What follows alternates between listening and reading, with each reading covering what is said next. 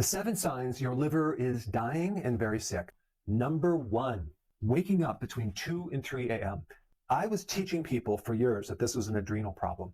And I thought this was related to cortisol. And every time I would recommend to treat cortisol or the adrenals, rarely would people really see results, including myself.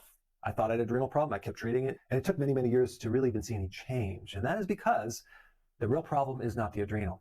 It's the liver. Remember I told you that the liver releases the stored glucose all night long to feed the brain so everything is happy and you can sleep? Well, guess what? If the liver is dysfunctional, you are going to have excessive blood sugar swings, okay? And since the liver makes a lot of sugar, it's going to go up. Eventually, it's going to come down, okay? When that blood sugar comes down too steeply, your brain is going to freak out because your brain doesn't store fuel. It depends almost 100% on the liver for its fuel. And the brain is going to go emergency. So it has a button it can press, and that is called adrenaline, okay?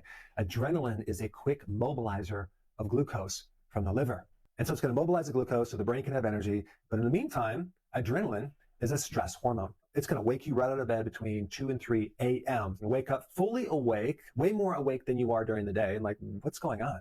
And you're going to think, oh yeah, I need to support my adrenals. No, you don't.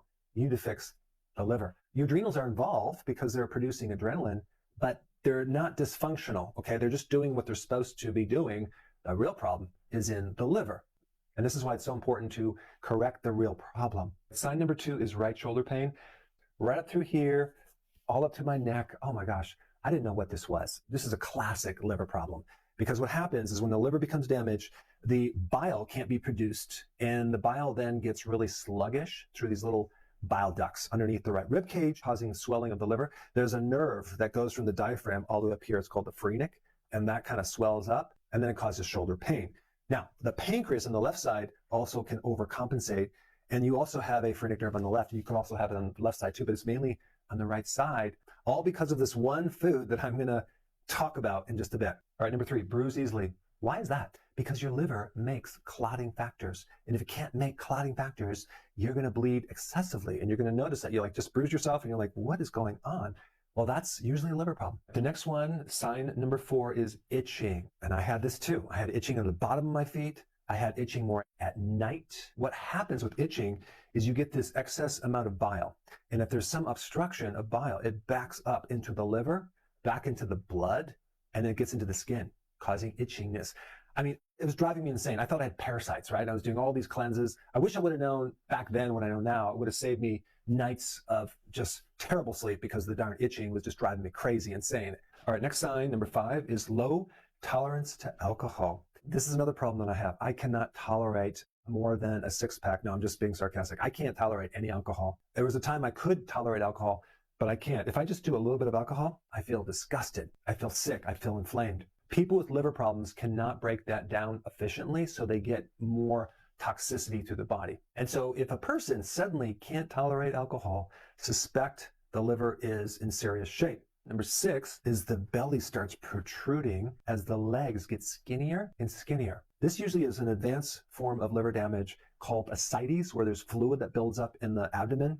It's not actually fat. You can actually tap one side of the abdomen and it will ripple on the other side. Sometimes people have to go in to get it drained, and then it comes right back within a week. They have to keep draining it out. But the legs are skinny too because the person is losing muscle. And you also don't have enough amino acids to build muscle in your legs. So a typical example would be the guy on the beach with the Speedo with the huge belly, stick legs. You've seen that person. And they usually are sitting there with a margarita, right? A lot of alcohol.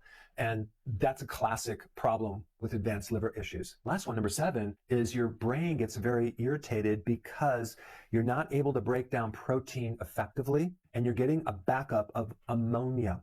The ammonia cannot be cleared. You can kind of smell it in a person's breath.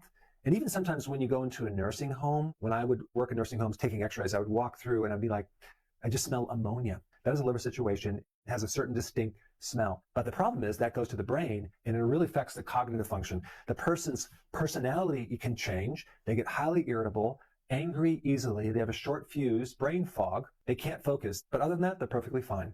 And I'm being sarcastic.